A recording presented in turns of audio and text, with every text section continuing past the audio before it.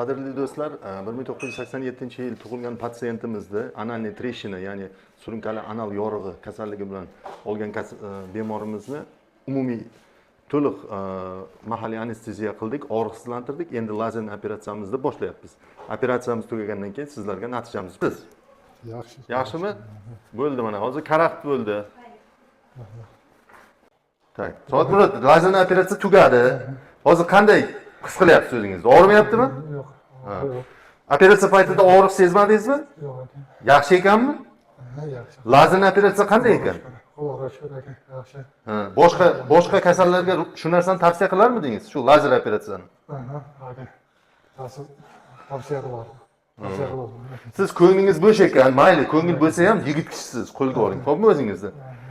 Mana hozir yarim soatdan keyin turasizda, yurib ketasiz. Tushundingizmi? Uyga, bemalol. Ko'ngilni to'q qiling. Xo'pmi?